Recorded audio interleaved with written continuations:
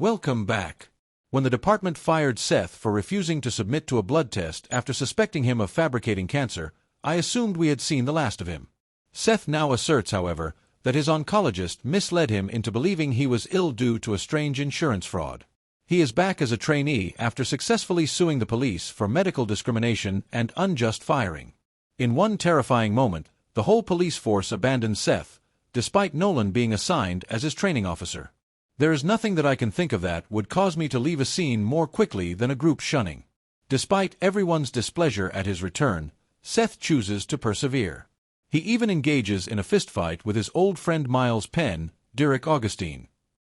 Miles is mostly upset that Seth received $10,000 in retroactive pay because, despite being an excellent officer, Miles has been barely making ends meet. Remarkably, despite being hit in the face, Seth doesn't narc on Miles.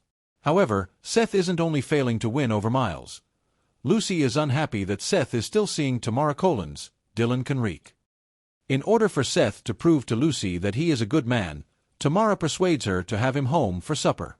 Lucy charms Tim Bradford, Eric Winter, into hosting at his place after persuading Celina Juarez, Lisseth Chavez, and her boyfriend Rodge, Zander Hawley, to go on a double date. When Lucy discovers that Tamara is wearing an engagement ring, the already incredibly awkward dinner takes a turn for the worst. When Lucy tries to reiterate that Seth is dishonest and a bad person, Tamara lashes out, possibly harming her friendship with Lucy. Tamara exacerbates the situation by claiming that Seth had extra money, from the back pay, to purchase it. An armed robbery at a liquor store is being investigated by Nolan and Seth. The gunman can be subdued by a witness, preventing any injuries. As part of the investigation, Nolan and Seth research the witness's history and discover that his name is Gene Webster, Paul McCarthy Boyington, who was just released from a prison in Nevada.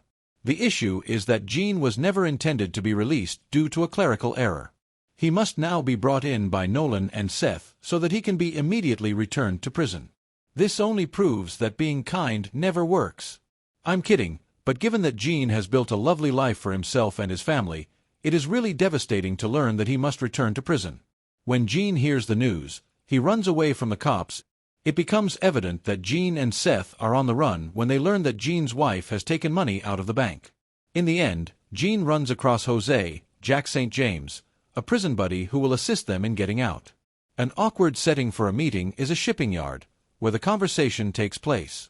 After Jose demands more money from Gene and his wife, there is a massive shootout involving Jose's goons, Seth, and Nolan. Seth intervenes and takes out Nolan just as he is about to be shot. However, this episode punishes heroic behavior once more, as Seth is shot in the leg. Seth's leg must be amputated, which is tragic and probably puts an end to his hopes of becoming a police officer. Seth tells Tamara that he never had cancer and that he lied to everyone because he was a coward after Nolan gives him a pep talk about being at a crossroads.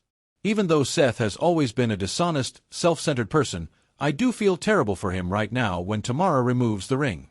The good news is that Lucy and Tamara have reconciled, Seth is most likely not returning for any more episodes, and the Nevada police have agreed to drop the charges against Gene. The best part is that Ford does have a couple short encounters with Lucy and Tim in this episode, despite their constant claims that they are just friends. Although Lucy's exam results are unknown, I predict that she will pass, and Tim will join her in celebrating by declaring his love for her.